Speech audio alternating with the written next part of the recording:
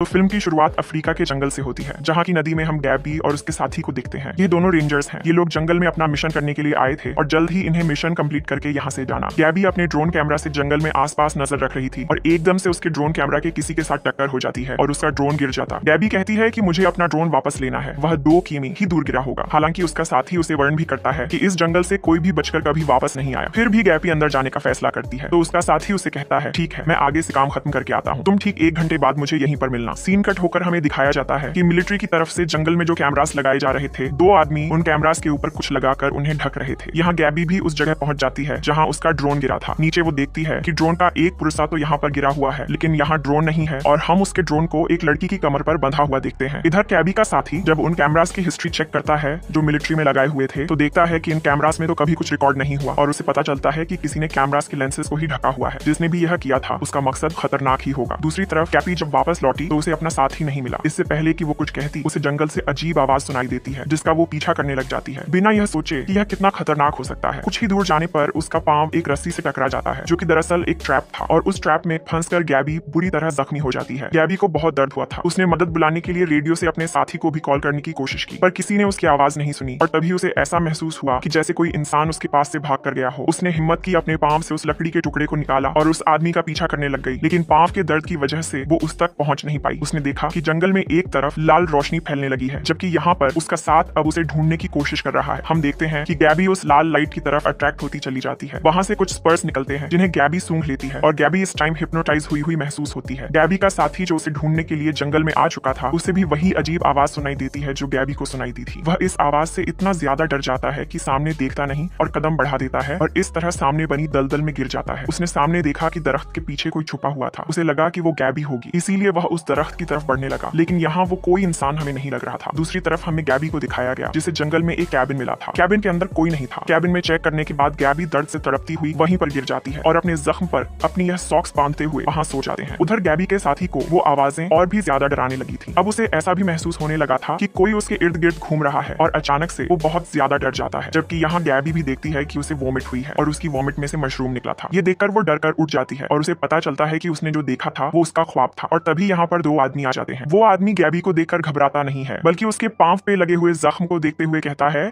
कि तुमने हमारा ट्रैप खराब कर दिया है। अब वो आदमी गैबी को कुछ खाने के लिए भी देते हैं और उसके पांव की पट्टी भी। यह आदमी गैबी से पूछते हैं कि तुम शहर से आई हो और यहाँ पर क्या करने आए हो? तो गैबी कहती है, नहीं, हम रेंजर स्टेशन से आए हैं और यहाँ पर हम रूटीन चेकिंग कर रहे हैं। अब वो आदमी जिसका नाम बैरन है वो गैबी से पूछता है, और कितने रेंजर्स हैं यहाँ पर? गैबी बताती है, बस हम 2 सीन्स गैबी के दूसरे साथी की तरफ शिफ्ट हो जाते हैं जो उन क्रिएचर्स से छुपा हुआ था, जो क्रिएचर्स उसके पीछे थी। उसे ऐसा महसूस हो रहा था कि जैसे कोई उसके बहुत करीब आ रहा है। नेक्स्ट पार्ट के लिए सब्सक्राइब